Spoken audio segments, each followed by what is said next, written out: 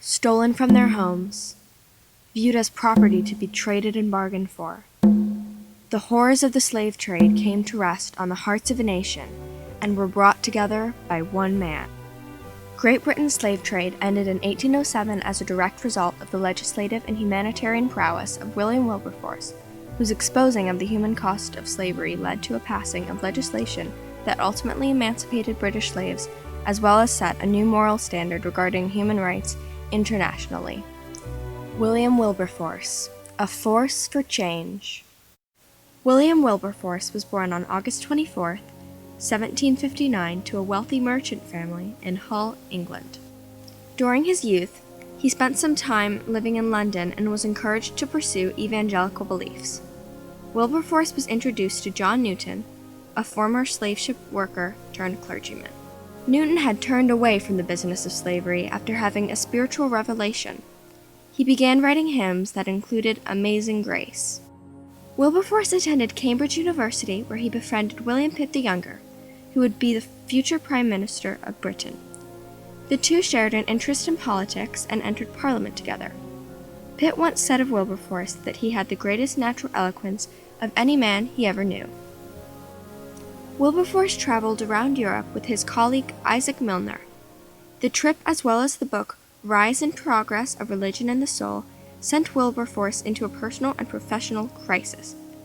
Seeking guidance from his old friend John Newton, Wilberforce was persuaded not to leave politics for life in the clergy, but instead to carry out his religious life in politics. In 1787, he wrote out his great objectives for his life.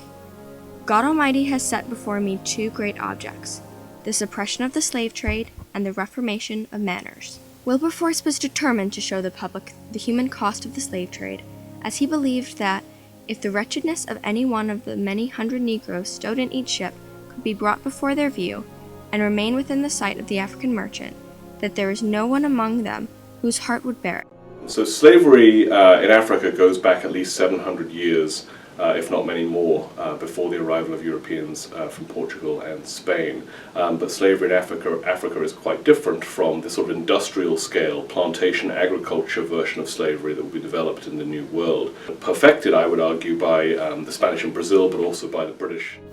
In the British slave trade, Africans were taken from their homes to the African coastline, where they were sold to British merchants and packed into slave ships for the lengthy voyage to the British West Indies. It was going to have increasingly big effect on the economy because slaves were a very important commodity, and of course, as you know, these people were looked on as products, as things, and they were expensive. And so selling them, you made a lot of money. A former slave, Olaudah Equiano, published an account of his experiences as a slave titled The Interesting Narrative. He was able to describe the horrors he encountered on a slave ship. I was soon put down under the decks, and there I received such a salutation with the loathsomeness of the stench. I became so sick and low that I was not able to eat. I now wished for the last friend, death, to relieve me. So his book is a book he wants ordinary people to read and to realize that what happened to him is fundamentally, humanly wrong and unacceptable. William Wilberforce worked with Equiano as well as other abolitionists in a group called the Clapham Circle. It was a big PR campaign. It was the first political PR campaign that we know of, certainly in Britain and probably in the Western world. Petitions were signed and anti-slavery cartoons and publications circulated. An anti-slavery plate emerged as the new symbol of abolitionists and became a fashion of the time. This plate depicts a kneeling slave and reads, "Am I not a man and a brother?" Wilberforce was also able to gain the support of many in Parliament, using his political gifts and ability to effectively deliver his message from everyone from ruling class aristocrats to the merchants. Eric Metaxas, a Wilberforce historian, stated in an email interview that Wilberforce comported himself with such dignity and humility that many on the other side of the issues were nonetheless moved and convinced of his sincerity. Wilberforce made several failed attempts to pass anti-slavery legislation, but eventually, in 1807, the House of Commons voted in favor of passing an act for the abolition of the slave trade, with an overwhelming majority of 283 votes to 16. American abolitionist Frederick Douglass later said, "It was the faithful, persistent, and enduring enthusiasm of William Wilberforce and his noble co-workers that finally thawed the British heart into sympathy for the slave and moved the strong arm of government in mercy to put an end to his bondage. But Wilberforce did not stop there. He was determined to end the slavery throughout the British Empire. Wilberforce continued to petition the government as well as inspire young politicians to take up the fight against slavery. These followers established the Anti-Slavery Society in 1823.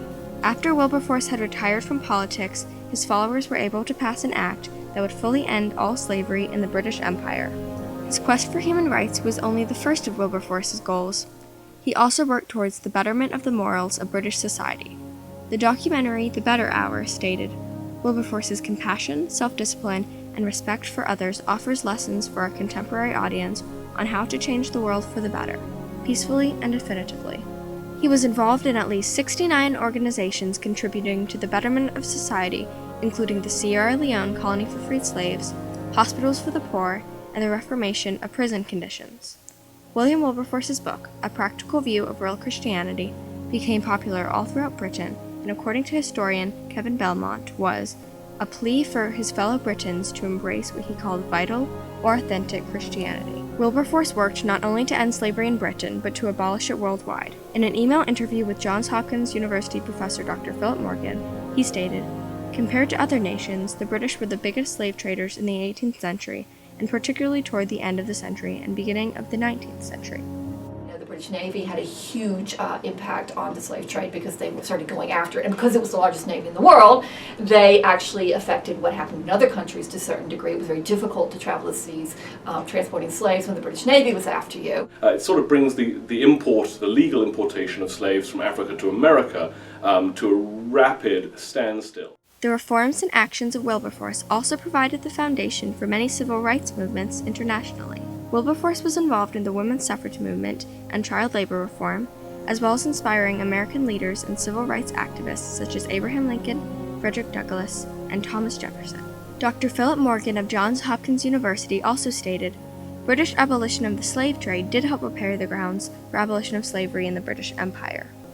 In one speech, U.S. President Abraham Lincoln recalled the great amount of effort Wilberforce put forward to overcome opposition to the abolition of slavery, and revealed his international recognition by saying, "Schoolboys know that Wilberforce helped this cause forward." In 1956 in Dayton, Ohio, the first black university in America was named Wilberforce University after the British abolitionist. So Wilberforce, etc., pioneer the idea of a sort of social movement for the cause of human rights. And then if you look forward to 20th century India, you see Mahatma Gandhi, doing the same things and borrowing explicitly from the models of abolitionists in the United States and Britain. And then who copies Gandhi and the abolitionists? Martin Luther King and the 1950s and 1960s civil rights movement. So this is one of the first, perhaps not the first, but one of the first, and certainly highest profile, social movements for political change and social change in the world, and in that way it has a ginormous legacy.